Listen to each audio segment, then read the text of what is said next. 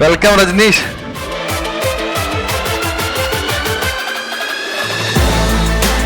From our side. तो आपको पता ही है गेट AIR-1 आया है, आप ही के सामने खड़ा है। मेरा ड्रीम तो पहले से था कि यार ESC करना है।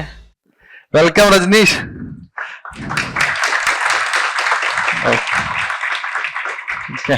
बस अरे so what I know about Rajneesh is, as I said earlier, कि he is BTech of IIT Roorkee. So he secured all India rank 1 and marks are 95.33. I guess that's what we have predicted in your वो जो MEDIZ का rank predictor था, है ना? Almost same है, बिल्कुल same है, exact same है. Okay, so gate score कितना आया है? 967. हमने क्या predict किया था? That might have, मतलब हाँ वो थोड़ा चेंज हुआ है, ठीक है, चेंज हुआ है मतलब रियल है। Okay, so he has worked for almost 3 years ना in Tata Steel. So and now I will hand over this mic to him to introduce himself and he'll share his strategy for up to getting rank 1 and you may ask him the questions as well. I won't be here for that period of time. So many congratulations from our side.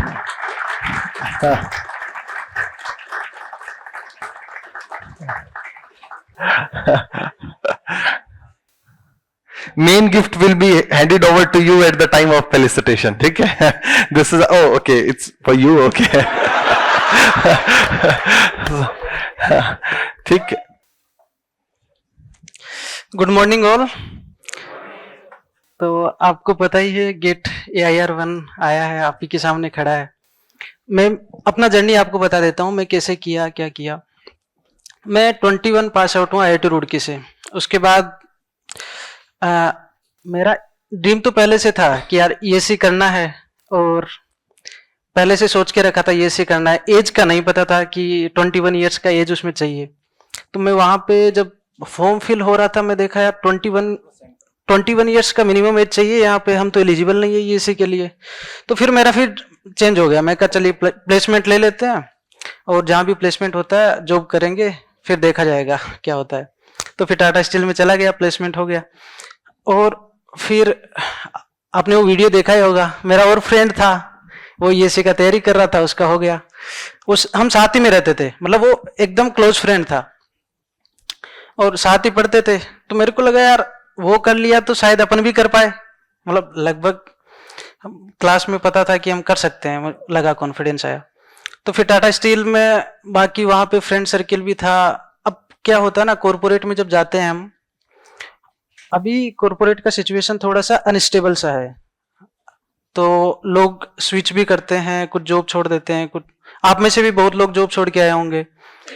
तो ऐसे ही मेरा friend circle भी थोड़ा थोड़ा धीरे धीरे कुछ MBA करने चले गए, कुछ और कहीं कंपनी स्विच कर लिया। तो फिर मैं भी सोचा कि यार अपन भी ESC का करते हैं तैयारी।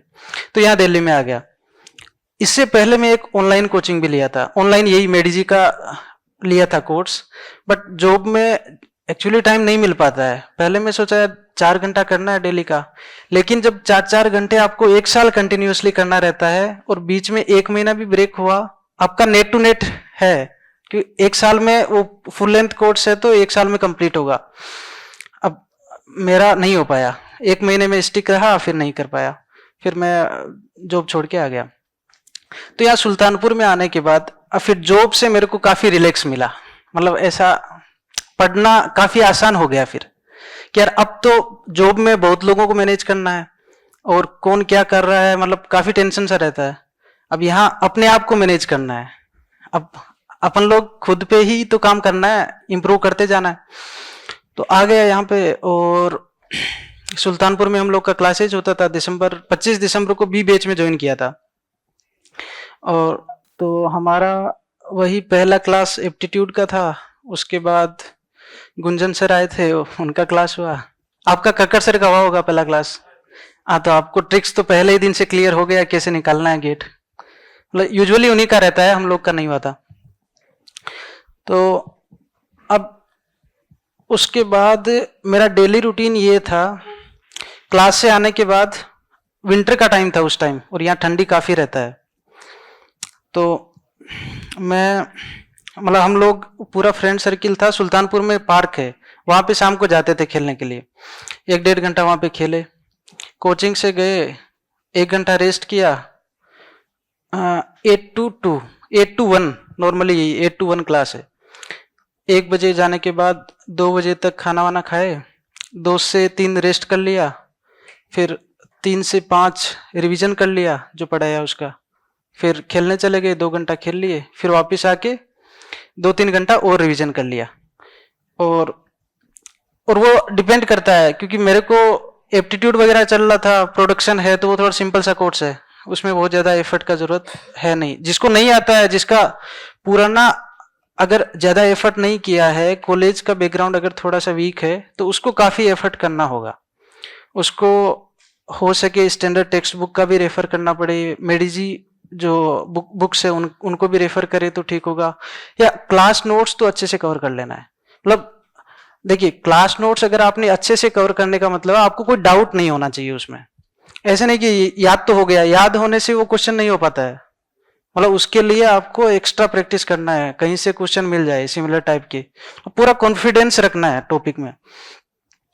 और मतलब तभी, अब बाकी आपके टेस्ट होंगे, अब टेस्ट में आपको लगता होगा टाइम कम पड़ जा रहा है। अभी तक आपके टेस्ट हुए हो गए ना, क्लास टेस्ट, हाँ, तो टाइम कम पड़ रहा होगा, मतलब तो उसको थोड़ा स्पीड लाना है। मतलब 30 क्वेश्चन आ रहे हैं, मेरा यूजुअली रहता था कि मैं 30 अटेम्प्ट कर देता था, एप्टीट्यूड में नहीं हुआ था, उसका लेंथी था, पहला ही पेपर था, बाकी यूजुअली हो जाते थे। मतलब 25 to 30 क्वेश्चन में अटेम्प्ट करता था सब सब्जेक्ट में, और स्कोर भी फिर उसी हिसाब से आता था। तो स्पीड का गेम भी है। और देखिए, अगर आपने अभी क्लास टेस्ट अच्छे से दे रहे हो तो ये कंटिन्यूटी आपका मेंटेन रहेगा। आप ये मत मानिए कि अभी दे दिया तो शायद एंड में ना कर पाए, या अभी नहीं हो रहा है तो मान के चलो कि एंड में भी थोड़ा मुश्किल है। मतलब डे 1 से आपको उतना ही एफर्ट करना है टिल आपका गेट का पेपर ना हो जाए। और एंड में देखिए, हो सकता है किसी का अभी स्टार्टिंग में बहुत कंसेप्ट थोड़ा वीक ज्यादा है तो उसमें इंप्रूवमेंट आ जाएगा, बट अगर आपका एफर्ट सेम है और आपका चेंज नहीं हो रहा है सिचुएशन, तो मोर और लेस वही रिजल्ट आएगा। तो अपना पूरा बेस्ट अभी से करंट सब्जेक्ट पे पूरा ध्यान दो, और एक बार सब्जेक्ट ओवर हो गया उसके बाद नेक्स्ट सब्जेक्ट पे पूरा ध्यान दो। मतलब रिवीजन, देखिए अब अलग अलग लोगों का अलग अलग स्ट्रेटेजी होता है। कुछ लोग रिवीजन 5 बार कर लिए, 10 बार रिवीजन कर लिए, वो भी है। मैं तो 3 बार रिवीजन किया था, 3 बार भी मेरा किसी की सब्जेक्ट का 2 ही बार हुआ। 2 बार में क्या था, मैं पढ़ता था डेप्थ में, रिवीजन करने में टाइम पूरा लगता है। मतलब टाइम, मान लो मशीन डिजाइन का लेके बैठ गए, अब उसमें ब्रेक्स, क्लच, बियरिंग, काफी टाइम लग रहा है। अब फॉर्मूले देखने से नहीं, मैं एक्चुअली शॉर्ट नोट्स ज्यादा बनाया नहीं था, प्रोडक्शन का बनाया था, बाकी और किसी का शॉर्ट नोट्स मेरे पास मैं बनाया नहीं। एफएम और एचएमटी के लास्ट में गेट के एग्जाम से पहले फॉर्मूले लिख लिए थे उनके, कि कहीं भूल ना जाए। बाकी क्लास नोट से ही पढ़ता था, क्योंकि अब पूरा कॉन्सेप्ट कैसे क्वेश्चन को करना है, डायरेक्ट फॉर्मूला याद होने से नहीं होता है। मतलब डायरेक्ट फॉर्मूला बेस्ड क्वेश्चन आता भी नहीं है गेट में, तो आपको पूरा क्लास नोट्स के हिसाब से ही पढ़ना चाहिए, मैं तो बोलता हूँ। और वो जो शॉर्ट नोट्स है ना, अभी से आप, मेरा सजेशन तो यही है, अभी से आप बना के रख लो। बना के रखने से क्या, एग्जाम टाइम में फायदा होगा। वहां 10 दिन पहले आपके पास कि पूरा इतना बंडल हो गया है क्या पढ़े, तो उस टाइम वो 5-10 पेज आपके हेल्प काफी कर सकते हैं। तो शॉर्ट नोट्स का वही है। बाकी अपना इंजीनियरिंग का जो सिलेबस है उसको अगर अपन, मैं एक हल्का सा आपको ओवरव्यू दे देता हूँ। आपको वैसे पता ही होगा क्या क्या कोर्स है, क्या नहीं है, किस पे ज्यादा फोकस करना है। जैसे अपना मेनली एक मैथ्स हो गया, एफटी हो गया, ये 2 गेट का एग्जाम बेसिक इन्हीं 2 पे बेस्ड है। मतलब आपको रियलाइज नहीं होगा, ये एप्टीट्यूड का एग्जाम है। अगर आपका एक अंडरस्टैंडिंग है कॉन्सेप्ट का, उसके बाद एप्टीट्यूड अच्छा है तो आप कर लोगे, और एप्टीट्यूड अच्छा नहीं है तो आपको काफी स्ट्रगल होगा उसमें। मतलब इनका वेटेज मतलब वैसे बहुत ज्यादा नहीं दिखा रहा है, काफी है वैसे भी, लेकिन एक्चुअली इनका मैं तो मानता हूं 50% वेटेज इन्हीं का है। और बाकी अपने थर्मल, और design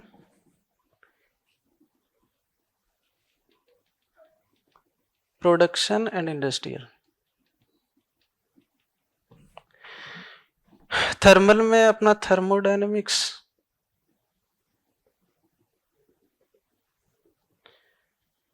RAC, IC engine, power plant, HMT and fluid mechanics.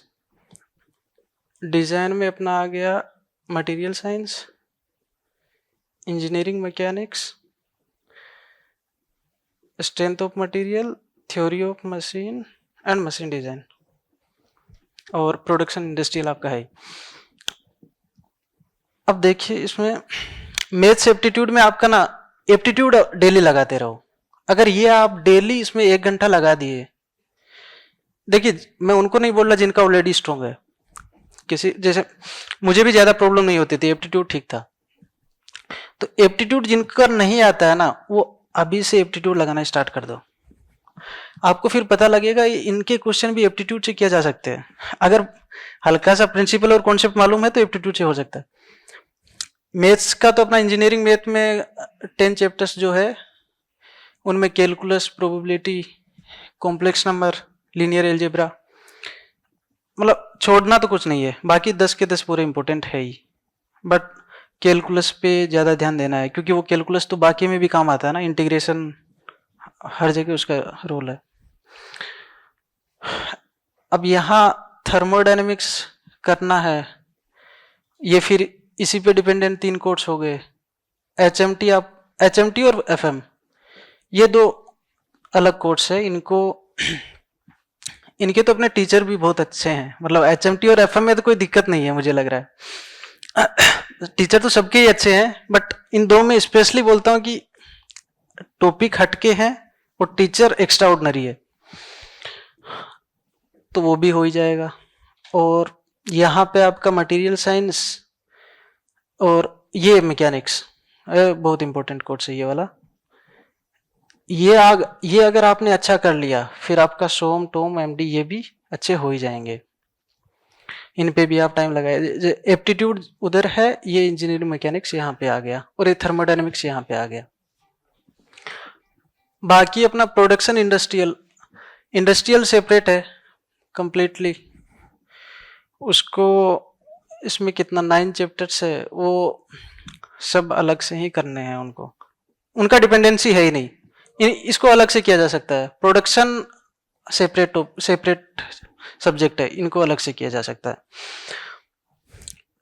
बाकी पूरा सिलेबस अपना करना है, उसमें कोई डाउट नहीं है, क्योंकि कौन से चैप्टर से कितना आसान क्वेश्चन आ जाए आपको भी नहीं पता है। और इस बार का गेट का पेपर तो आपको ही पता है, थोड़ा आसान भी आ गया था। 80 मार्क्स पे ही 200 रैंक आ रहा है। तब बताइए, जिसने 2-3 चैप्टर छोड़ भी दिए, 2-3 सब्जेक्ट छोड़ दिए, उसका तो वो ऐसे ही गेट से बाहर हो गया, कंपटीशन से बाहर हो गया।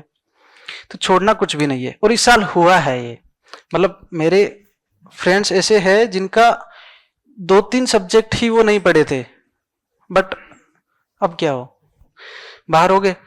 1 साल फिर से करना पड़ेगा, या PSU का तैयारी करेंगे, लेकिन गेट का तो नहीं हो पाया। तो वही है। और आप अब डिस्कस कर लेते हैं अपने क्लास नोट्स। ये सफिशिएंट है। Workbook, class test, online test. अब देखो, ये तो आपका कंटिन्यू चल ही रहा है, डेली बेसिस पे ये तीनों काम हो ही रहे हैं।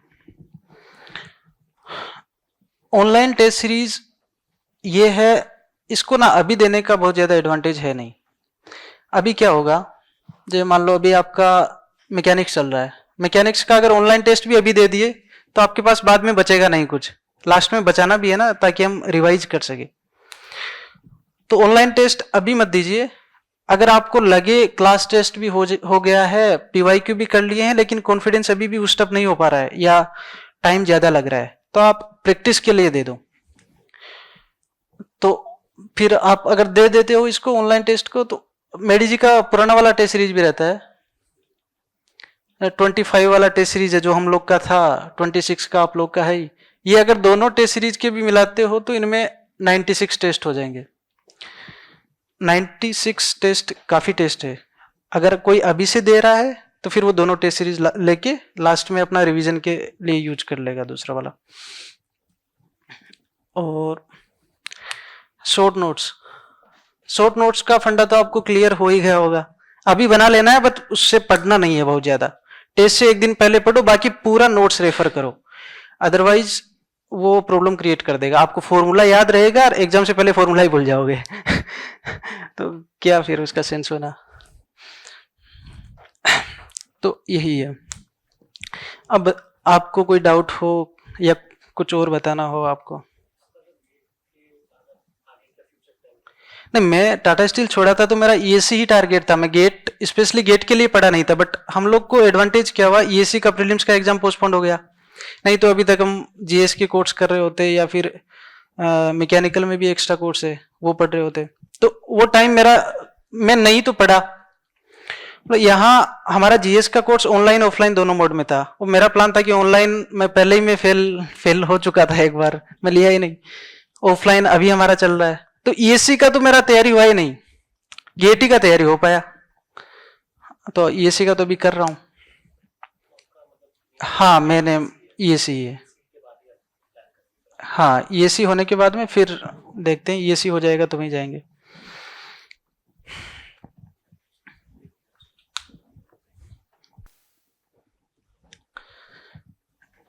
और बताइए आपको और कुछ? रिवीजन ना, दो टाइप के लोग हैं। एक होता है जिनको रिवीजन का बहुत ज्यादा जरूरत है। मतलब रिवीजन का बहुत ज्यादा जरूरत क्यों हो रहा है?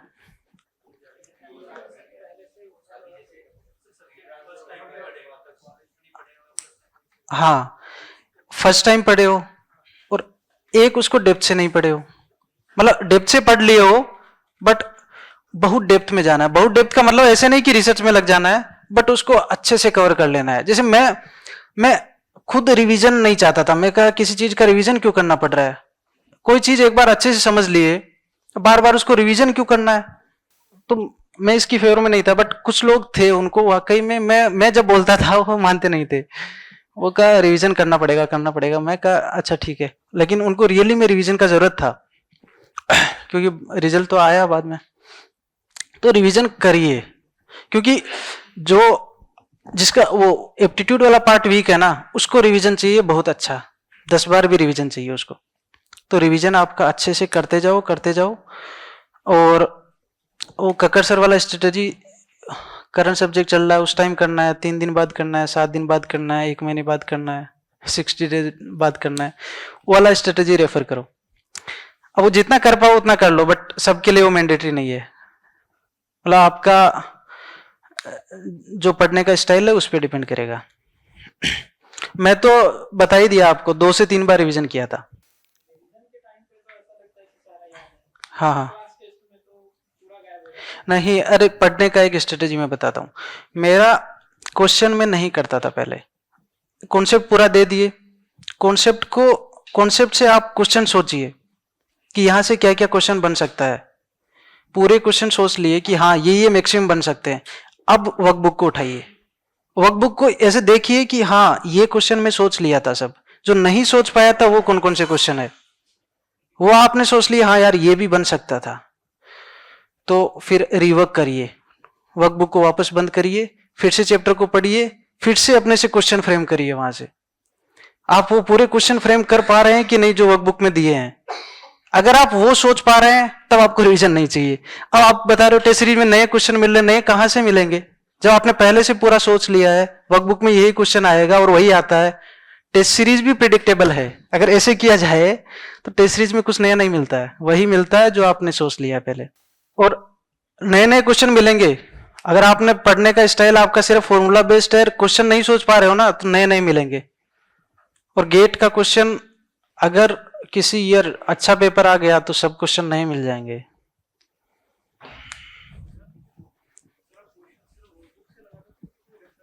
नहीं, वर्कबुक सफिशिएंट था। मैं वर्कबुक से लगाया, पीवाईक्यू भी लगाया था, लगा लिया था, मतलब ऐसा नहीं छोड़ा था, बट लेट लगाया था थोड़ा। मेरा तो एक ही बार हुआ था यार, एक या किसी जिसमें लगता था डाउट है वो 2 बार हो गया होगा, बाकी एक ही। नहीं, स्ट्रेटेजी अलग अलग होती थी, फिर मतलब एक बार कर लिए, फिर टाइम से करने का स्ट्रेटेजी, टाइम पे क्वेश्चन कर पा रहे हैं कि नहीं। मैकेनिक्स है, इसके भी क्वेश्चन अच्छे आते हैं मैकेनिक्स में। तो इनमें पहले स्टार्टिंग में फर्स्ट बार देखा था तो थोड़ा टाइम लग रहा था, बट सेकंड टाइम में फिर टाइम पे वो हो जाते थे। लीनियर मोमेंटम, एंगुलर मोमेंटम वाले क्वेश्चन इसमें अच्छे आते हैं थोड़े।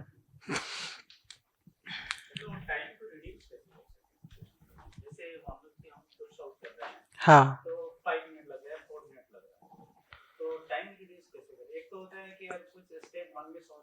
हाँ, अगर आपको फॉर्मूला अच्छे से याद है तो देखिए डायरेक्ट कैलकुलेटर में वैल्यू डालना है, क्वेश्चन मतलब उसमें करने का जरूरत है नहीं, पेपर पेन का यूज नहीं करना है। अगर आपको फॉर्मूला याद है और आपको पता है कि यही फॉर्मूला लगना है और कोई है नहीं फॉर्मूला, तो सीधा कैलकुलेटर में वैल्यू डालो।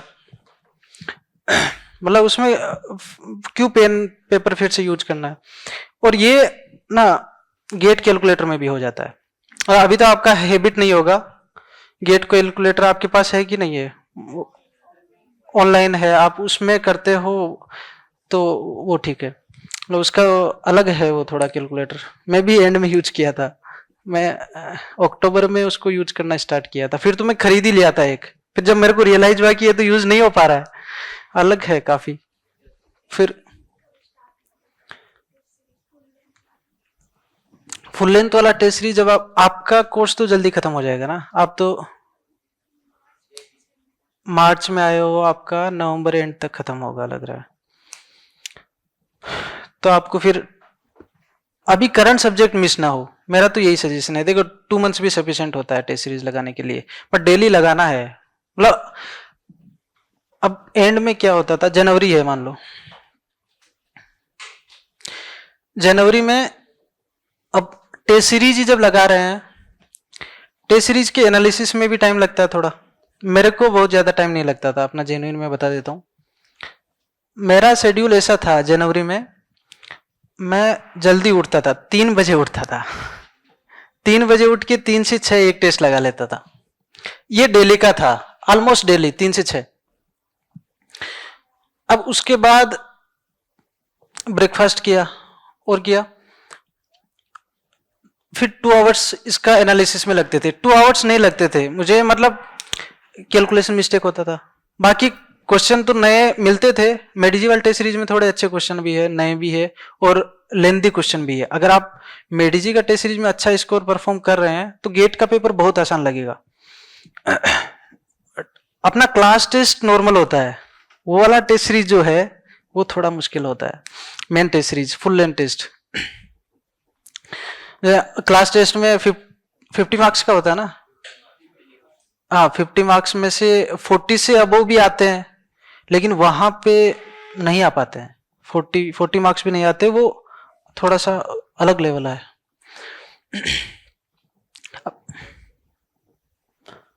क्या?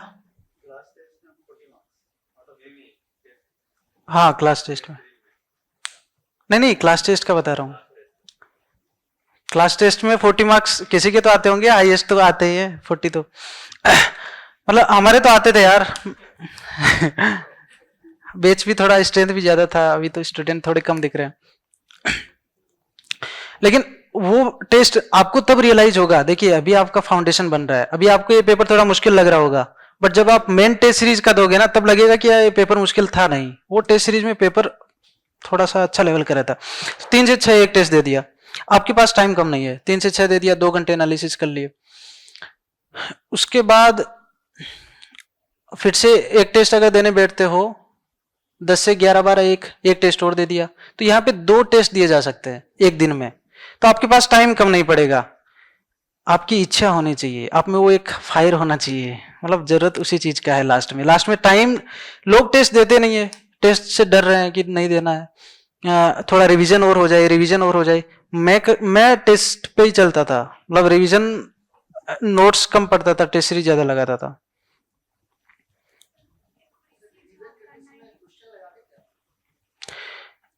हाँ, रिवीजन करते टाइम क्वेश्चन, क्योंकि डाउट वाला चीज पता है ना कि ये वाला टॉपिक थोड़ा वीक है या डाउट है, तो उसका क्वेश्चन लगा लिए, या क्वेश्चन से ही रिवीजन होता था मेरा। ज्यादातर रिवीजन एंड में क्वेश्चन से ही रिवीजन होता था, और कॉन्सेप्ट एक बार हो गए अच्छे से तो फिर बार बार रिवीजन का जरूरत भी नहीं था।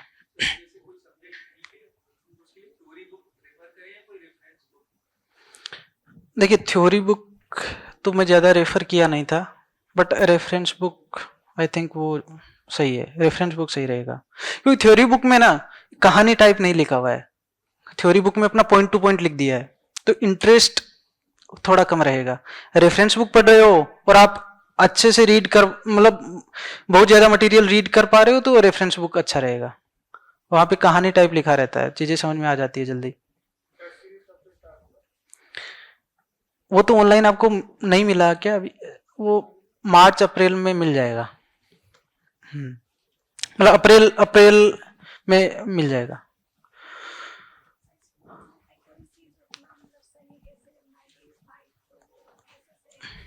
देखिए, मेडिजी का टेस्ट सीरीज में मेरा हाईएस्ट मार्क्स 100 में से 88 आया था एक में, बाकी 70 से 83 इस रेंज में नॉर्मली रहता था, और कुछ 2-3 टेस्ट थे वो खराब भी हो गए थे, एक में 55 भी आ गया था,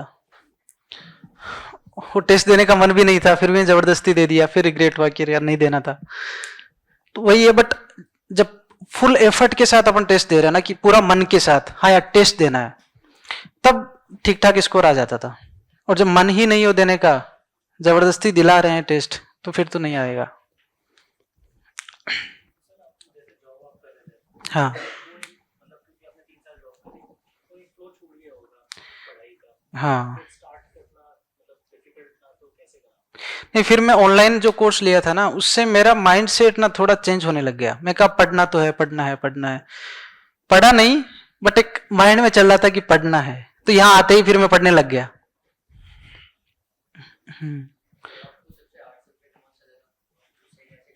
थ्योरेटिकल में तो अपना मटेरियल साइंस ही है मुश्किल।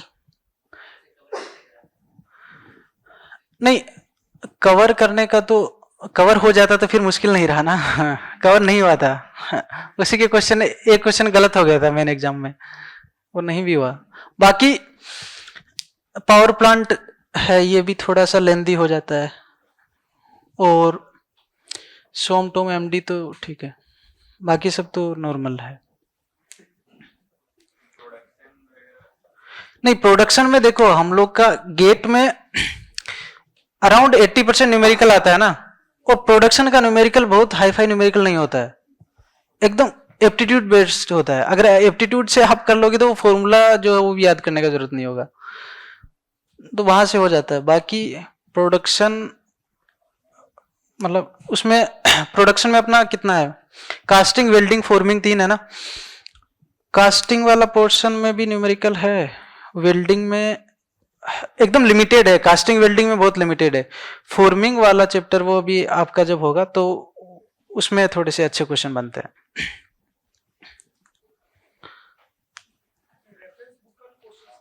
नहीं नहीं, रेफरेंस बुक से नहीं लगाया। अभी तो हम लोग का पीवाईक्यू का बुक मिला है, अलग से वर्क बुक मिल गया है। नहीं है, नहीं नहीं नहीं, मैं पूरा मेडिजी पे ही डिपेंडेंट हो गया। मैं कहा अब नहीं करना है, और देखिए ज्यादा टाइम भी नहीं मिलता है। अगर आप सब्जेक्ट को अच्छे से डेप्थ से पढ़ रहे हो और कॉन्सेप्ट पे ज्यादा ध्यान है, तो आपके पास बहुत ज्यादा टाइम नहीं रहेगा क्वेश्चन करने का, क्वेश्चन आपसे हो जाएंगे, बस आप कॉन्सेप्ट पे पूरा फोकस करिए। या क्वेश्चन ही बहुत सारे लगाने हैं, अब थर्मो में कोई आदमी बेटा 200 क्वेश्चन लगा डाले, क्वेश्चन लगाने से भूल भी जाओगे जल्दी। अगर कॉन्सेप्ट अच्छे से पकड़ में नहीं है, 200 क्वेश्चन लगा के भी 3 महीने बाद फिर से वहीं पे आ जाना है।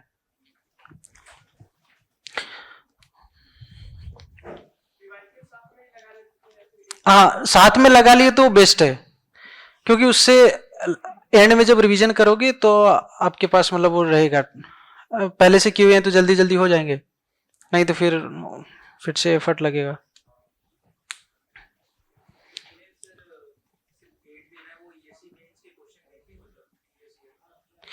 हाँ, मेडिजी का वर्कबुक में बहुत ज्यादा तो है नहीं, 5-6 क्वेश्चन हर चैप्टर में रहता है। नहीं ईएससी मेंस के नहीं, वर्कबुक को रेफर करिए। कुछ तो एक्स्ट्रा सिलेबस भी है, तो एक्स्ट्रा सिलेबस को छोड़ना भी है। आप उसमें फंस गए कि ये हो नहीं पा रहा है या इसके लिए कुछ एक्स्ट्रा भी रीड करना चाहिए, रीड कर लेता हूँ। हाँ वो देख सकते हैं, अगर देख पा रहे हो देखिए, जिसके पास टाइम है वो देखो, मतलब बट आपको मैनेज करते हुए चलना है सब चीज। उसको देखने में कहीं टाइम का कमी पड़ के कुछ और चीज लॉस तो नहीं कर रहे हैं, कहीं मैथमेटिक्स एप्टीट्यूड लगाना तो नहीं छोड़ दिए हैं। क्या हुआ?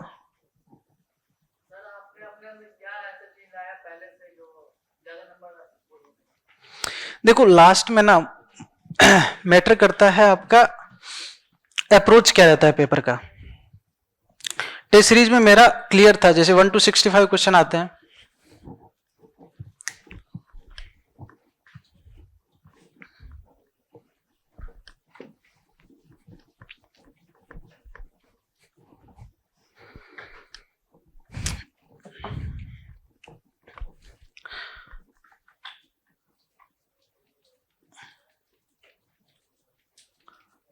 वन टू 10 और 1 to 55।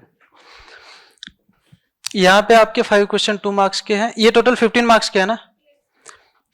अब ये 15 मार्क्स एप्टीट्यूड में आपका मतलब बहुत सारा टेस्ट सीरीज लगाओगे ना, तो आपका एक टाइम निकल के आ जाएगा, क्या एप्टीट्यूड कितने टाइम में होता है। एक दो टेस्ट लगाने से नहीं होगा, स्टेबल होने में थोड़ा टाइम लगता है। तो यहां पे मेरे को ऑन एवरेज 15 मिनट्स, मतलब 12 to 15 मिनट्स ये मेरा रहता था। अब जिस टेस्ट में ये मेरा 12 to 15 मिनट से ज्यादा जाता था ना, तब मैं कॉन्शियस हो जाता था कि यार टाइम ज्यादा लग रहा है, कहीं ना कहीं कुछ क्वेश्चन छूटेंगे। और वो मेडिजी का टेस्ट सीरीज में तो छूट ही जाते थे, मतलब 2-4 क्वेश्चन 5 क्वेश्चन छूट जाते थे।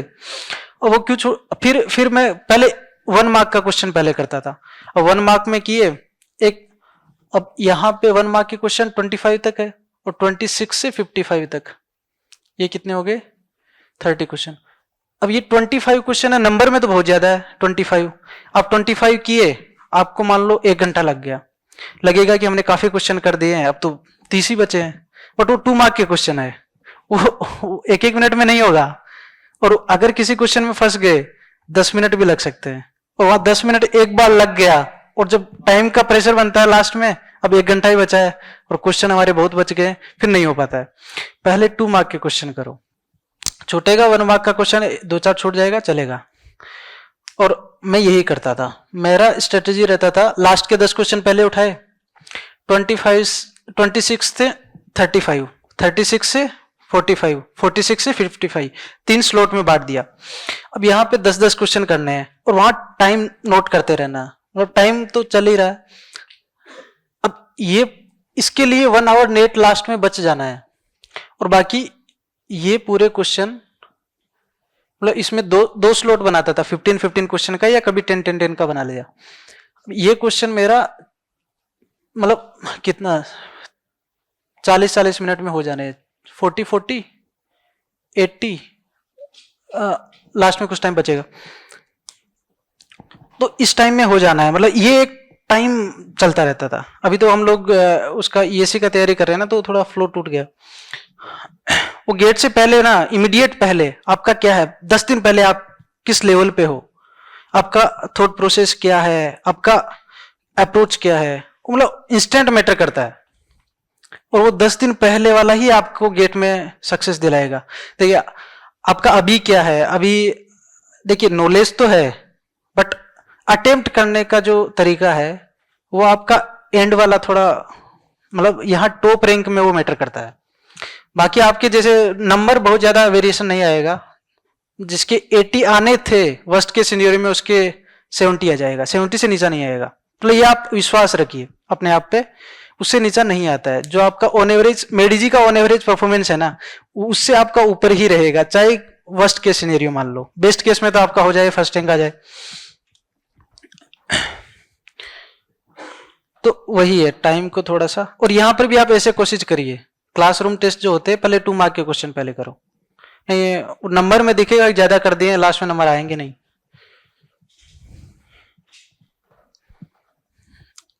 और बताइए।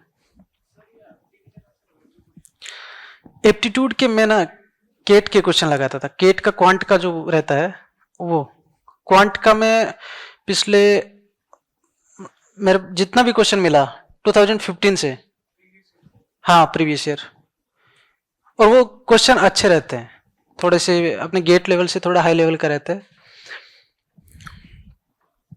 तो वहां से कर सकते हैं।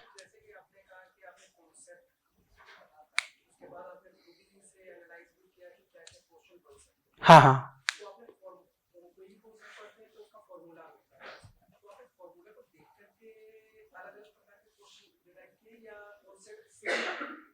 हाँ फॉर्मूले को देख के।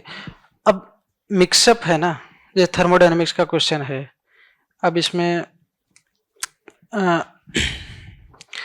मतलब मिक्स्ड केस जहाँ हो जाए, आइडियल गैस इक्वेशन भी लगाना है, आपका कांस्टेंट वॉल्यूम भी रह रहा है, और भी है, मान लो कुछ टाइम बाद में एडियाबेटिक प्रोसेस से हो रहा है या पॉलीट्रोपिक प्रोसेस से हो रहा है, तो आप एक माइंड में फ्रेम कर लीजिए, मतलब कोई भी एक सिस्टम पकड़ो, इसको किस किस सिस्टम से कहाँ कहाँ ले जाके वापस यहीं पे लाया जा सकता है, ऐसे थोड़ा।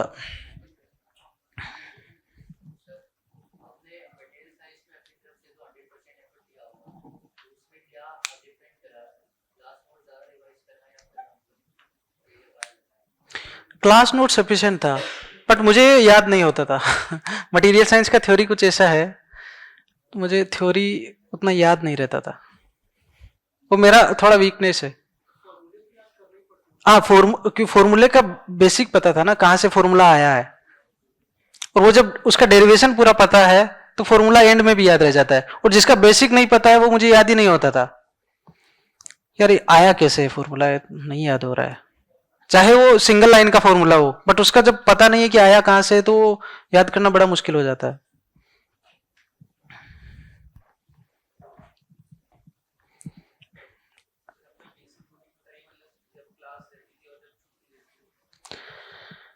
बेसिक रूटीन यही है, स्टार्टिंग में जैसे आपका अभी वाला टाइम चल रहा है, 5 to 6 आवर का अगर सेल्फ स्टडी हो रहा है तो बहुत अच्छा है, ठीक है, बट एक माहौल पूरे दिन बना के रखना है, इंपॉर्टेंट क्या आपका माइंडसेट में पढ़ाई चलता रहना चाहिए, माइंडसेट में कुछ अलग चल रहा है, 5 घंटे आप पढ़ाई के लिए अलग से निकाल रहे हो, माइंड में आपका 24 आवर पढ़ाई का ही चल रहा है, बस ये है कि पेन आपका 5 से 6 घंटे चल रहा है सेल्फ स्टडी में, या ये किसी का पेन अगर कम भी चले तो भी चलेगा, बट माइंड हमेशा चलना है। 5 से 6 घंटा इधर हो गया, 6 to 7 आवर्स का स्लीप हो गया, और 6 to 7 आवर्स का क्लास हो गया, बाकी आपके पास एक्स्ट्रा टाइम बचा वो रूटीन काम जो डेली का रहता है उसमें हो गया। 1 से 2 घंटा आप थोड़ा एक्सरसाइज के लिए भी जा सकते हैं, 1 से 2 घंटा।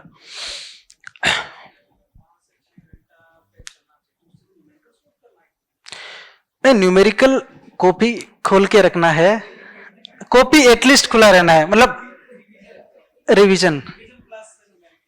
हाँ देखिए, एक एक चीज और है, आपने पूरा सब्जेक्ट पढ़ लिया, 2 खाली पेज लो, और उस पे जो पूरा सब्जेक्ट पढ़ लिया उसको अपने से लिखा, पूरा लिख पाए, उसमें कितना हम लिख पाए ना, एक्चुअली हमको उतना ही आता है अगर नहीं लिख पा रहे हैं तो समझो वो क्विकली हम नहीं कर पाएंगे एग्जाम में, तो जितने फॉर्मूले हम बिना देख के लिख दिए, कहीं भी जा रहे हो, पार्क में गए 2 पेज लेके गए थे, वहीं पे कहीं बैठ के एक सब्जेक्ट के वो लिखने लग गए, फॉर्मूले लिखने लग गए, आप जितना लिख पाए बस उतना ही आपका है, बाकी वो आपको लगता है आपका है, लेकिन वो सपोर्ट नहीं करेगा टाइम आने पे।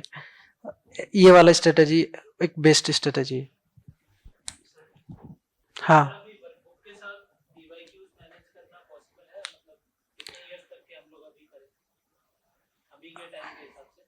नहीं, देखो वर्कबुक पूरा करना मस्ट है, और पीवाईक्यू में आप अगर लास्ट 5 साल के भी कर लेते हो तो भी ठीक है, 10 इयर्स के कर पा रहे हो तो ठीक है, और 20, देखिए यार टाइम ज्यादा नहीं लगता है, आपने अगर डिसाइड कर लिया, एक क्वेश्चन करने में कितना टाइम लगता है, 1.5 मिनट, मान लो 4 मिनट, पीवाईक्यू में एक चैप्टर में कितने क्वेश्चन है, 25, 25 × 400, 2 आवर्स में पीवाईक्यू हो जाएगा, और आपके अगर पूरा इन सबको मिला दिया जाए, तो अपने एप्टीट्यूड को अगर छोड़ दो, मैथमेटिक्स इन दो को छोड़ दो, ये सबको अगर मिलाया जाए तो करीब करीब इतने चैप्टर है, 105। तो इतना ही पीवाईक्यू के चैप्टर है, बहुत ज्यादा टाइम नहीं लगेगा अगर आप रफली कैलकुलेट करोगे ना, तो ये मैनेजेबल है। हाँ, टाइम भी तो 1 साल का टाइम है, बहुत है।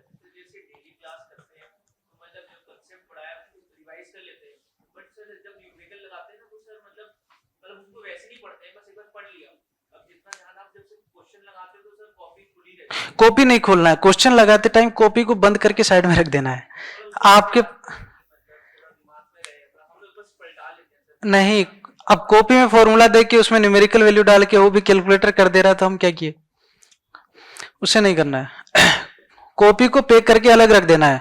जब पीवाई क्वेश्चन कर रहे हैं, मतलब आपका दो अप्रोच है ना कि यार एक तो हम क्वेश्चन कर रहे हैं, एक हम फॉर्मूला ही सीख रहे हैं। फॉर्मूला इतना बड़ा है कि एचएमटी में कुछ कुछ फॉर्मूले इतने बड़े हैं कि वहां वैल्यू पुट करने में गड़बड़ हो जा रही है। तो एक बार वैल्यू पुट करने के लिए फॉर्मूला देख लिया, बट फॉर्मूला एक बार याद हो गया उसके बाद नोट्स पास में रखना ही नहीं है, शॉर्ट नोट सब दूर में रखो और जितना क्वेश्चन कर पाओ उतना कर लो। बाकी देखना जब पढ़े फिर देख लो, फॉर्मूला देख लो, उसके बाद फॉर्मूला वापस बंद करो, फिर से क्वेश्चन लगाओ। दोनों को एक साथ खुला नहीं रखना है, नहीं तो क्वेश्चन करने का फायदा ही नहीं है।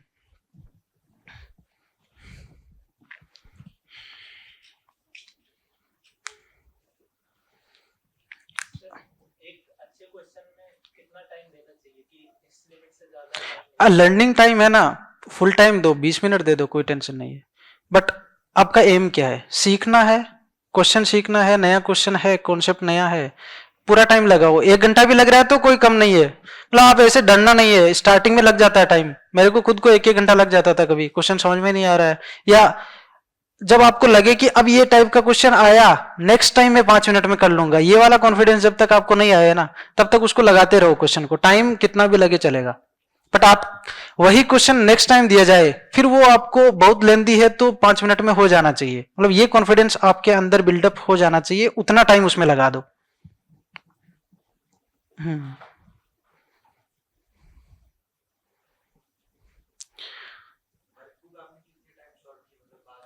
एक बार अच्छे से कर लिया था, सेकंड टाइम में जो स्टार मार्क क्वेश्चन थे वो एक बार फिर से और देख लिया था, बस 2 ही बार किया।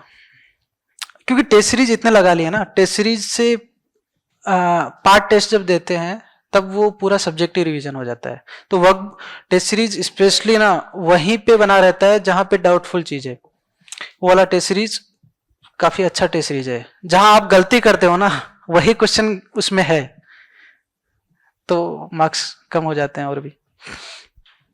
तो वर्कबुक करने से अच्छा फिर वो टेस्ट सीरीज हो जाता है। अभी वर्कबुक ठीक है।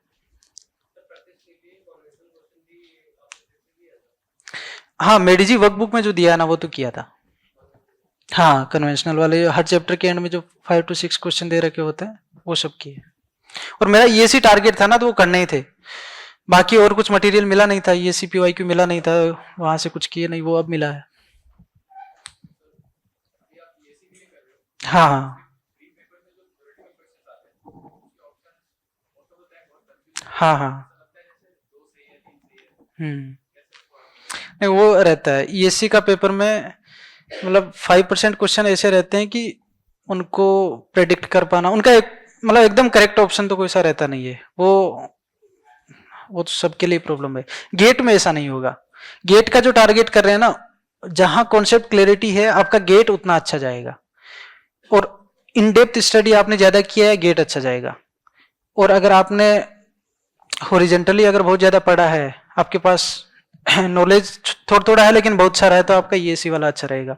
और ईएससी में ये होता है एक्चुअली वहां कैलकुलेटर नहीं है, फिर भी ऐसे ऐसे न्यूमेरिकल क्वेश्चन डाल देते हैं जो बिना कैलकुलेटर हो ही नहीं सकते, मतलब पावर में 1.4 है, अब वो कैसे करेंगे, और आंसर भी इतना क्लोज है कि हो नहीं पाएगा। तो वो क्वेश्चन छोड़ने वाले क्वेश्चन है, वो छोड़ देने हैं, मतलब वहां पे ये डिसीजन लेना कि ये क्वेश्चन छोड़ना है, वही इंपॉर्टेंट हो जाता है। और क्वेश्चन गेट जैसा नहीं है, ईएससी में ना हाईएस्ट मार्क्स भी इतने नहीं आते हैं, 90 इतने ज्यादा नहीं आते हैं, कम आते हैं। टेक्निकल वाले में भी 80% भी आ गया तो आई थिंक काफी है, 80 भी नहीं आता है, 75। जीएस में तो और कम आते हैं, जीएस में तो 120, 130, 140 तो मैक्सिमम है। तो क्योंकि वहां वही है, आपको नॉलेज भी उस लेवल का हल्का फुल्का चाहिए, हल्का फुल्का बहुत पूरा चाहिए। ईएससी का कितना लोग तैयारी कर रहे हैं, जो ईएससी के लिए ही करना है? हाँ, तो अभी आप ना ईएससी को छोड़ो, पहले ये सब स्ट्रॉन्ग कर लो, ईएससी बाद में हो जाएगा, क्योंकि गेट का पेपर थोड़ा अच्छा जाएगा, आपका कॉन्फिडेंस बूस्टअप होगा और ये चीजें रिपीट होनी है। ईएससी में अपना 300 200 300 300 ये है ना। अब यहां पे कितना हुआ, 900 मार्क्स टेक्निकल पे बेस्ड है। ये आपके 200 का जीएस है, ये पेपर 1 है, पेपर 2 है। कन्वेंशनल क्वेश्चन पूरा टेक्निकल है। अब आपका अगर ये सब पोर्शन स्ट्रांग है, रिन्यूएबल एनर्जी और मैकेट्रॉनिक्स 2 एक्स्ट्रा चैप्टर है, उनको करना है, तो उस पर आप अभी ज्यादा फोकस मत करो, इनको स्ट्रांग कर लो, आपका ईएससी का भी अच्छा हो जाएगा पेपर, कॉन्फिडेंस रहेगा थोड़ा।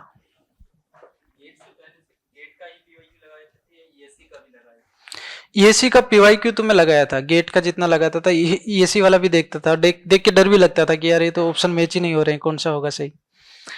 लेकिन फिर मैं धीरे धीरे मेरे को रियलाइज हो गया कि ये रहता है, ईएससी वाला थोड़ा सा उतना स्टैंडर्ड लैंग्वेज नहीं रहता है, बट पीवाईक्यू लगाए थे। और हो गया।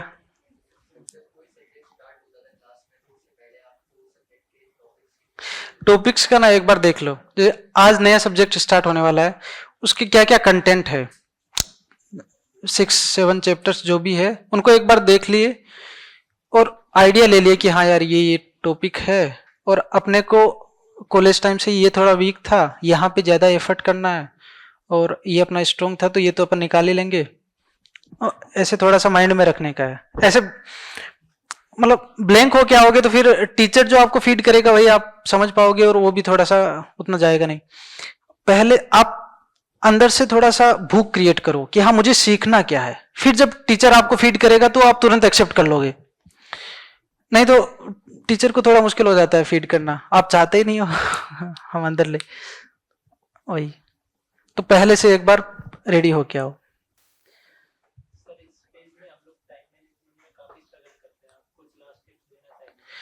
नहीं, टाइम मैनेजमेंट में आपका आने जाने में टाइम जाता होगा, कहाँ पे रहते हो?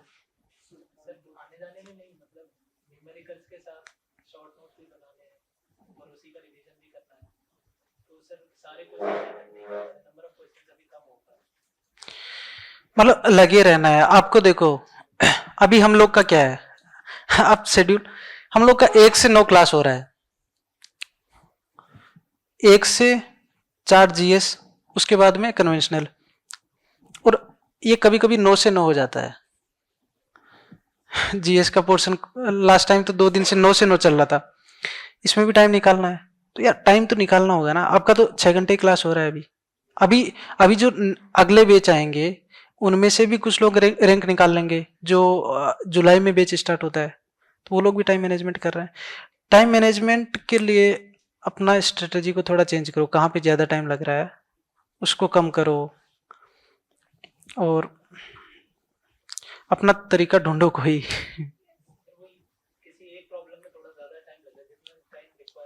हाँ, अगर स्टार्टिंग में लग रहा है तो कोई दिक्कत नहीं है, आप लगे रहो, इंपॉर्टेंट ये है कि लगे रहना है क्योंकि आपके पास टाइम बचेगा लास्ट में। अभी टाइम लग रहा है उसमें लगाओ, आपका जल्दी हो जाएगा कोर्स। हाँ, यहाँ आप शेड्यूल क्या ही बना पाएंगे, जाके सो जाते हैं इतना सा कंटेंट देख लिए कि कल क्या चलेगा, अच्छा ये चलेगा। बाकी जीएस का कोर्स ना थोड़ा बेसिक कोर्स है, तो वहां पे वो एक बार सुन भी लिया ना अच्छे से तो हो जाता है, और कन्वेंशनल का क्वेश्चन गेट का तैयारी है तो फिर वो उधर से मैनेज हो जाता है। वैसे ही हो रहा है, मतलब थोड़ा हेक्टिक शेड्यूल है, नए नए कोर्स भी है थोड़े, तो दिक्कत हो रहा है। जीएस वाला बेसिकली सबका कंबाइंड है ना, सिविल का इलेक्ट्रिकल का उनका भी यही जीएस होता है, तो कुछ कोर्स है जो सिविल से लिंक है, कुछ है जो इलेक्ट्रिकल से लिंक है, अब वो नए कोर्स है उनमें टाइम लगता है, तो उनको बेसिक कंटेंट ही देख पा रहे हैं, और मेरा तो अभी शेड्यूल काफी गड़बड़ हो गया है, करूंगा वापस ठीक। टाटा स्टील में जॉब क्यों छोड़ दिए यार? सही बताए तो मतलब वो अंदर से एक पुश वो होता है ना, मेरा यही था कि यार वही काम करना है जहां पे मतलब वो काम अपन को खींचे। स्टार्टिंग में पूरा जोश के साथ जाता था, अब धीरे धीरे धीरे धीरे वो स्लो डाउन हो गया, फिर ऐसा लगा कि यार मजबूरी में ऐसा जाना पड़ रहा है, मजा नहीं आया, फिर छोड़ दिया। हाँ पैसे थे।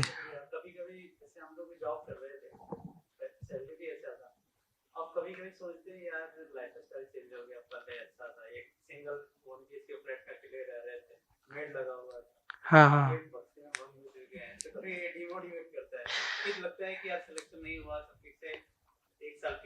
नहीं देखो, अब ना एक चीज है, आप वहां जितना भी अर्न करते थे और यहाँ पे कितना खर्चा हो रहा है, अपने टाइम को ना थोड़ा पैसों में देखो। मान लो वहां पे आपको दिन का 2000 मिल रहा था या 3000 मिल रहा था, 3000, और यहाँ पे आपका दिन का कितना लग रहा है, टोटल खर्चा अगर मिला दिया जाए तो करीब करीब 800 रुपये, अगर डेली का अगर आप निकालो फीस हॉस्टल रेंट, तो ये आप लॉस कर रहे हो। डेली का 3800 रुपये आप खो रहे हो। अगर आप जाके सो गए ना ये पैसे आपकी जेब से निकल रहे हैं, मतलब जो मिल सकते थे, अपॉर्चुनिटी इतना था, आपने जॉब छोड़ने की वजह से ये अपॉर्चुनिटी, आपका इतना पैसा चला गया। तो इसको पॉजिटिव वे में लो कि मतलब थोड़ा पैसों का आदमी हूं मैं जाता हूँ, काम वाम करता हूँ, थोड़ा पार्क में जाओ, आराम से बैठो, पढ़ाई करो, पूरा मन लगा के पढ़ो। मैथ्स का सिलेबस तो यहाँ पे काफी फास्ट हो जाता है, 15 डेज में आपका पूरा कंप्लीट हो जाएगा। हो गया क्या आपका मैथ? एप्टीट्यूड हुआ है ना, मैथ्स का सिलेबस और स्पीड से चलेगा, मतलब फिर साल भर आपको मैथ्स करना है।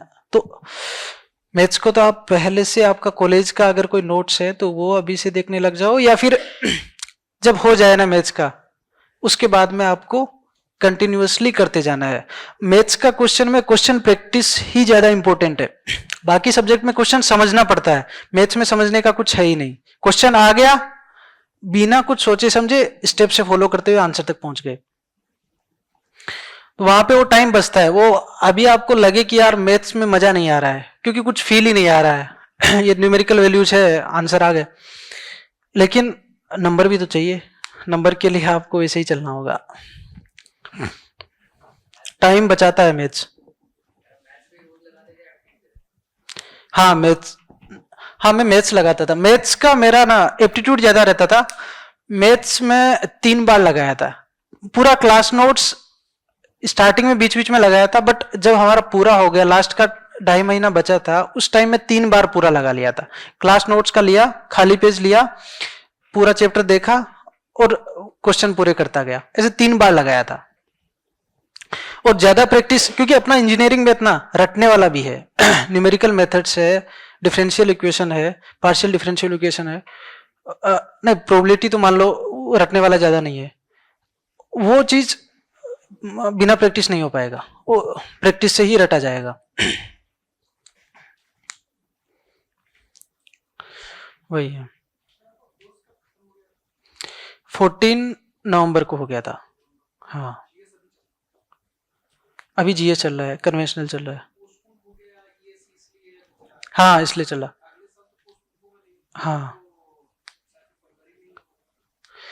हाँ तो फिर आपको जीएस भी मेंटेन करना पड़ेगा।